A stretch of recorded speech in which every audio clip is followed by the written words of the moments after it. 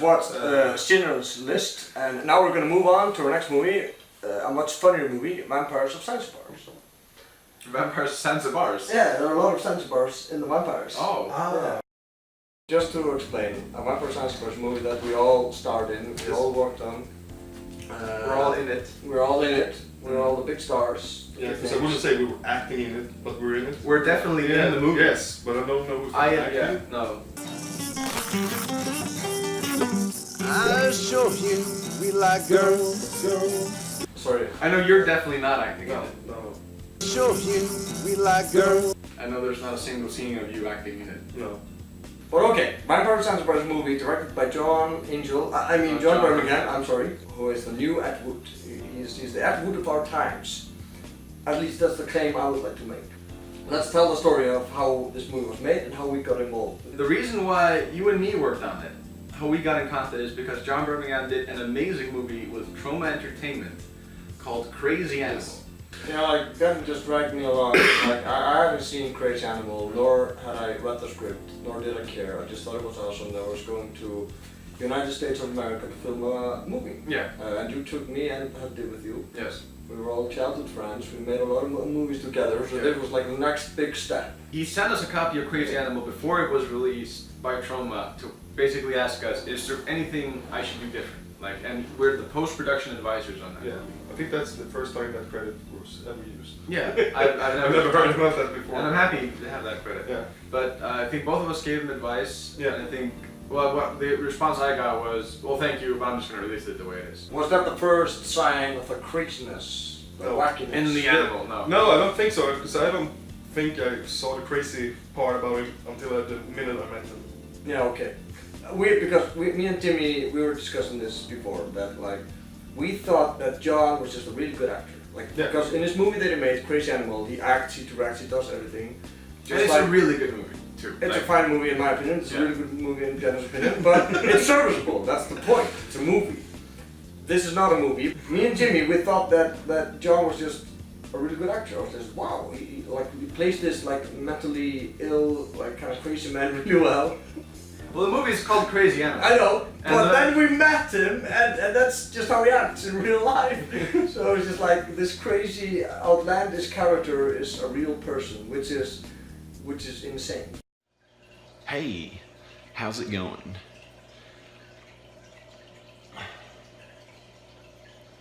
Hey, how are you?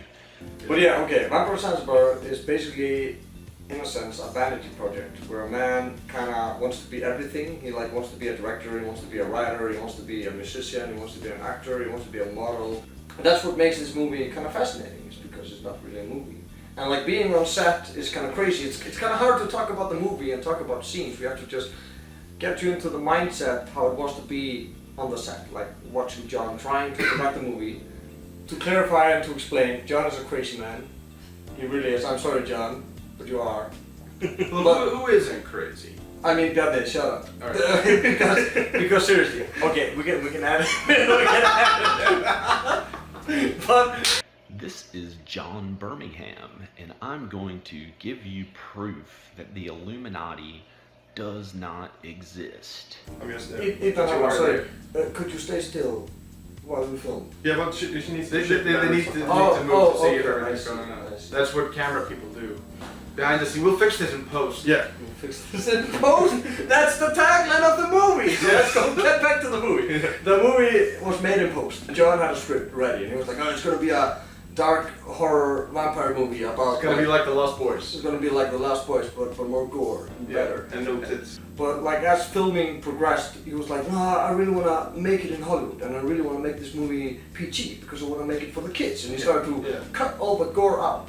Cut all the nudity out. Yeah, but still, all the curse words. Yeah. All the Nobody curse was allowed to curse. Yeah, but there was some still in there, and it's like because when we were watching the film, it's like you're still not cutting enough corners, because you can't have like I want to do a PG-13 movie, because there was a scene when the three girls go in the trunk, in the van with you, Royce Hobson, and John Birmingham. Royce is one of the stars of the movie. Originally, the girls were supposed to get naked, and then you were supposed to kill them and eat them. And instead, they don't get naked, but you still have the blood squirting. And the thing is, him being an independent director, he would not get away with that blood scene anyways. Yeah. So he was cutting corners. So he was just making a bad R-rated movie. Yeah. When we were still on set, the script was filled with nudity Yeah. and filled with gore, and then just like when it was time to shoot it, it was like, no, we're not doing that. But the truth thing about him cutting out all the nudity and curse words was to impress his parents-in-law. Oh. Maybe we shouldn't keep that in this, but... No. I want either of you to describe the plot of this movie, the synopsis. Like, what is the movie about? What happens in this movie? Can you describe it for me? In like just 2 sentences. Just like, Think- yeah, sentences. it's God, like- no. This Two guy sentences, yeah. who finds out that he's a vampire. Oh yeah. Fair enough, yeah. fair I guess that's the plot. but- It's Teen Wolf with the vampires. Oh, Yeah. fair enough. That was easier than I thought. Yeah, that's not what's like concentrated. No. No, that's everything else yeah. like that. We have chickens and we have music Gay bars. and Gay bars. country and music. Yeah, it's turned out to be a musical. I didn't know about that. Yeah, I didn't think it was going to be a musical either. No. Because to me, Crazy Animal wasn't a musical. I know it is a musical, looking back. Yeah. Looking back, John Birmingham does make musicals, and that's fine. Like, that's something people do. Yeah. Still Because he wanted to be a rock star as well as director. So. yeah, so he wants to like showcase music as well. But you can like, because if you were a rock star and you just made music, you can like have in the back, and you just it's like the feel of the movie, or whatever. But instead, it's not rock and roll. It's The tone of the movie is all over the place, and like the plot of the movie, It's very bipolar. yeah, it's very bipolar. Like, The thing, We go from serious drama to serious scary to wacky comedy. Where'd you go, bro? Oh, Hey, whoa, hey, hey. whoa, hey, I'm sorry. Did I interrupt something there, son? Sorry about that. And they were spanking the old monkey again, huh? Man, it's cool, it's cool. When you're watching Zanzibar, even when you're in it, it's like some scenes like, oh, we're back to this, and like, and that's not me trying to be mean. It's just like it doesn't have good pacing. Like there's not like there are a lot of characters in the movie. And at the time we were filming, I thought these are great characters, and they might become like cult classics. But like looking like some characters like, oh no, this guy's back. When you're trying to watch it, like this subplot. It's like it's too Yeah. much. You need to Yeah, like it's- trim it down a little bit. It's basically a movie filled with subplots. Yeah, it's subplot the movie. Yeah. Humans are just as evil as vampires, Paul. Now think about it. Evil has nothing to do with it. It's just nature, the way that the universe actually works. I don't want to change the subject, but didn't they do like a fan fiction porn of you? Did he? Yeah, we started writing a script. I think it was. Oh my god, I did not know that. Yeah, they did, because we talked about it. Oh, okay, I forgot about this. Because the whole opening scene was this. It was you, tiny, wanking your oh so tiny penis, walking down the street, like dancing to Walk Like an Egyptian or something like that. Yeah. And he thought it was really, really funny, and then wrote maybe like 20 pages and sent it to us, and you were really offended. Yeah. Do you remember it? I don't know. You told me it was like you were reading a fan fiction porn of myself. So he wrote like it was not me as the character in the movie. It was just me. No, yeah, but it was based on you, so it was basically you. I remember that. Yeah, Actually, the moment you said that, I was like, zoom. I was like, no. I chose to forget that. Because I remember you told me that you were actually offended. I was, Scared. yeah. Because you got the roles of the gay guys, you and I did. Yeah. And the idea was that because you were there for the entire shoot, and he was like happy that you were there, he like extended your roles, and you guys became 2 characters called Harry and Potter, Yeah. which was our idea. And you became like friends with my character. Yeah. And I was happy that we were able to influence that into the movie. And I know like everybody loved like his lines. Oh, poor. Yeah, because when we showed on set, because we're not used to speaking English. And when we do it, of course. Yeah, I mean we spoke English, but we always did like with Icelandic in between. Yeah. And like and of course you were feeling kind of unused to it yourself. Yeah, of course. Yeah. And John said like, hey, is that like a real accent? Yeah. Like, you have like a European accent. Oh, that's strange. This. You read the many comics, old man? Crosses don't work. Like, because he shouldn't have a European accent. So to John, that's funny. Yeah. Because he doesn't have Yeah, that. So. but I think it was something like he thought vampires sounded like that. Vampires sound. Oh yeah, Yeah, there's like it's the fake action created by movies. But it's not. Oh, maybe that's also one the reason why I wanted you as a vampire. Because you had that, you had the long hair and you had the Bela Lugosi Hungarian Eastern European accent. Yeah. Fucking. Except for you from Sweden and like Bela Lugosi. You sound supposed to be like from Hungary. Oh, he's from Romania in the movie, but he's actually from Hungary. Yeah, but like, Swedish. Hey, same thing. Same thing. I did an audition, and he liked the way you sounded, but then he met with you guys like, all right, we're gonna extend your roles. You guys can be characters. How do you guys speak? And you go. I'm a freaking faggot and I love to kill vampires! Because that's just something you just did. Yeah. It's like you didn't like plan to do it. Like, cause we did a couple of movies afterwards that you're like, I'm gonna do something different, and then just you always went back to. It was just an easy thing to do. And then Hutte had like a really thicker accent than you. Yeah. And then John did not like the voice. He's like, can you do like a gay voice? Can you sound like a gay man? And I don't know if like Hutte's answer was like, okay. Or if like he tried to do something and didn't like it, and then I just do your voice up, and he's like, boy. Like I remember when we were shooting the scene in the computer room, because I wasn't in that scene. I just remember people like running out laughing, going, "Our poor teacher. This is terrible! Oh, teacher! Oh, poor teacher!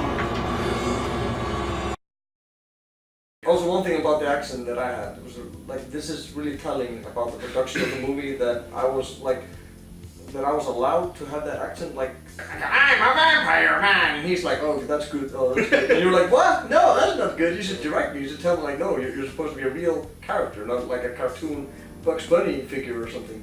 I've read and seen reviews of the Vampires of Zanzibar, and every time people go, the Icelandic guys are the best things about that movie. Sorry, it's your movie. No, I don't mind at all. So like I think it was a good thing that John decided not to direct you. Yeah, I mean I'm not disagreeing with that because it turned out fantastic. That's the only thing good about the movie. Yeah, but that's also the only characters that are funny in the movie. It was difficult for me at least when I had to do scenes that I didn't feel comfortable with doing. Once again, I had just turned 18, done maybe one other major movie. Astropia, that comic book movie that Andri hates. I'd done one other movie role, and I'd done the stuff we had been doing. Like that was it. And there was and now I was in Virginia making a movie, and I was going to be making out with a 40-year-old woman. 40. Since she's like 50. I don't know. I was trying to be nice. I hope she's dead now. Yeah, I think so. What we're gonna do now, we're gonna try to dissect the movie and go through each scene. I said we only have 24 minutes, so. That's a good joke, you know, that's gonna stay in the tape. Alright, so the movie begins 1,000 years ago or something, in a stock footage castle, Yes. which is actually in Philadelphia, where superstar Brandon DiCamillo and Chris Rabb and some guy that's from Their friend. and they tell first Chris Rabb and their friend Lord McNugget tell Brandon DiCamillo that he has to wear a chicken costume for 1,000 years. And the reason why he has to wear that is because he can't be recognized. This guy shows up, Erdogan shows up, and he kills a vampire, and Royce Hobson, who is also 1,000 years old, rips out his heart from his anus, and then he puts on the mask, and then we cut to 1,000 years later. They migrate to Zanzibar, Virginia from Europe at some point, because the chosen one is gonna be born in Zanzibar, I assume. Like a half vampire, half human is gonna save the world and turn the entire world into vampires. Robin Watkins plays a guy named Lewis, and he is a vampire, or was a vampire. And he created a drug somehow. He's like super smart. Created a drug that can keep his vampirism at bay. And like if you're a vampire, you're kind of like bestial. Like you can't fully control yourself. Kind of like a saber-toothed tiger and a bear. But at any moment they can still just rip your head off. Because they still have that animal instinct. So I guess vampires are kind of similar. So like because he marries a human girl, so he wants to keep his vampirism at bay because he doesn't want to bite. No, that's not what happens at all. He keeps a vampire in his basement, and he tries to cure that vampire. And then after he cures that vampire bites him. And that's how he becomes a vampire. Why was he, like, making medicine for vampires? That's a very good question. His two sons are born, Yeah. And they're half vampires because he goes bitten by a vampire. Yeah, okay. In his basement. That's a scene of the movie, I forgot. His wife dies at some point. Yeah. And his 2 kids are fine because they take the medication. Yeah. And they think they just have like ADD. Yeah, exactly. Or some, yeah, like think, oh, we're just something wrong with us, and we're in America where everyone's a pill popper, so it's fine. Yeah. But then like what happens, and this is some shoddy fucking drugs made by that guy. Because I know they say it on like Panadol and stuff, like don't take this drug with other drugs. But the moment you mix drugs, like it fucks up and you just become a vampire regardless of the drug. It just completely minuses out. Yeah. That's what happens. So what happens in the movie is that the older brother Josh is at a skateboarding thing. But what happens is that like he smokes a J, and then he becomes a vampire. Then Royce Hudson, David, who's a vampire, just shows up and saves him. And I think he saves them is because there's this prophecy, which is like a halfling, half vampire, will bring about the new vampire New World Order. But it turns out that he has a brother, and they find out, oh, it's the brother. So Paul Lewis, who's the chosen one, he's taking his drugs, he's skateboarding because his brother used to skateboard. He goes to websites, looking, people disappear all the time, and he goes, where'd you go, bro? Where'd you go? How many minutes are into the movie? Maybe like 20. Yeah, there's like 20 minutes in, and we're finally being introduced to the lead character of the movie. But it takes like 15 minutes before the actual credits start rolling. Yeah, like the actual credits show up like 20 minutes into the movie. It takes 40 minutes for the movie to start. Yes. Yeah. I have a hard time following what you're saying, which explains a lot about the movie. But he goes and to skate with these guys, and like he's like, oh, Josh, is that my brother? And like, no, my name is Mavis. Yeah, maybe. All right, sure. He hasn't seen his brother for a while, so it could just be another guy. And then he goes to school, and he has all these wacky people at school. There are these white, black guys, and these nerds, and they all make music. Everyone's a musician, because this is like a musical high school. It's a high school musical. Yeah. Paul Lewis does this unspeakable fucking thing, which he skateboards close to 2 people. And they're like, what? Nobody skates next to us. Yeah. So they take this like quality seed of acid. That's an actual line in the movie. And they just put it in his coffee. Then something terrible happens. This lady that he told was straight edge is like, what? Are you tripping in class? And they're like, he's not gonna have sex with her anymore. And then he bites his teacher. Yeah. But then, because there's this goth chick there, and she's like, oh cool, a vampire. So you just, hey, jump in my car. And he jumps in her car. He's like, oh, I don't know what's going on. Because he's still fucked up on acid. And then he's like, oh shit, your skin's on fire. He's like, what? Ah! Yeah, because of the sunlight. Yeah, because he's like, he doesn't know he's a vampire. He just knows he doesn't even know he's on acid. He has no idea what's going on. Yeah. And then he just tries to go home trying to sleep it off. And then he has visions on his brother. And then like the sheriff shows up and starts shooting him because he killed his teacher. Yeah. But then his teacher's alive because he's a vampire. So the vampire teacher bites the sheriff. So now on top of this ancient mystical 1,000-year-old prophecy, we have just these 2 deviants that are just already just biting everyone in town. Which is funny because we have like these 2 sets of bad guys now. We have like the ancient vampires that are just like slowly trying to follow this order and like eventually want to turn everyone into vampires. And then we have this other group of people that just fuck it, we don't care, we're vampires, this is great, just starts biting everyone. Which like is the reason why they really need to like tell Lou and Paul what's going on, and he has to get his shit together, and he needs to not become the vampire lord, but this ultimate vampire slayer. And then you just have to go to all the, because it's like a Friday night, and the gay bars are open, and all the vampires are going and having their bit of fun. So he has to like go to all the parties he was not going to go to begin with, and kill everyone. Yeah. The same people in every bar too. But then that's literally what the rest of the movie is, just people. It's like a, what do you call it? Bar jumping? Yeah. Yeah, it's like the rest of the movie is just bar jumping. But the thing about the plot is it moves not so brisk pace. Because Not so brisk. all those things you were talking about, they all make sense after 40 minutes. Yeah. Then you're sort of like, oh, okay, this is the plot. After the cops are looking for Paul, he goes, because Mavis hands him like, hey, we stay in this house. Come visit us if you're ever in trouble. Yeah. He's like, well, now I'm in trouble. So he like knocks at their door like, hey, can you guys like hide me from the cops? And they walk into this cave, like down in the basement, where like the chicken is just like dancing and they're just playing some music. It's like, yeah, if you're a vampire, you just chill and play music, bruh. Yeah. It's super chill. And he's like, yeah, well, the cops are looking for me. They're like, yeah, but you're a vampire. He's like, oh, what? We cut to John Birmingham standing in front of a green screen, talking for like 20 minutes. Yeah. Just explain the story, like, oh, there's a story. Oh, And here it is. And here it is. Usually bad movies, for example, like the Transformers movies or something, Yeah. they usually have a beginning and a middle and an end. But this movie has just a beginning, A very long beginning. a very long beginning, then like a middle, that's like... It doesn't have a middle. No, it's It has a very long beginning and then it has an end. Yeah, that stretches a little bit. Yeah. He added in later, like it wasn't like a second draft, it was like in post-production. He changed the idea that the vampires weren't really that bad. Yeah, Because like originally the vampires were the bad guys, and there was a story about people killing vampires, and then like the idea was like, it was like, I don't know how I want it to end. Like maybe I want the vampires to win. And the idea was the vampires win because they're the bad guys, and it's interesting to have the bad guys maybe win. Yeah. And we're like, oh yeah, if you want to do that, you do that.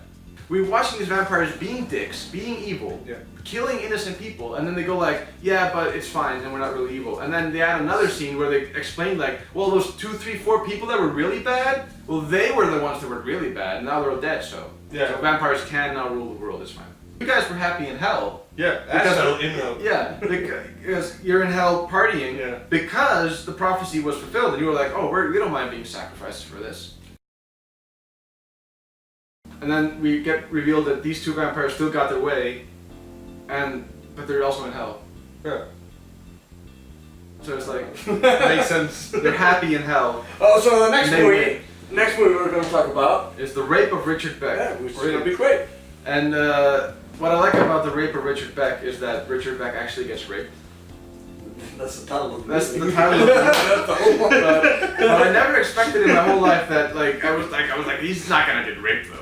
I know that it says in the title. I mean, I want him to get raped. Your description of the movie is great. It's not that I don't want to be in this scene. It's just that I want to die. That describes the movie perfectly.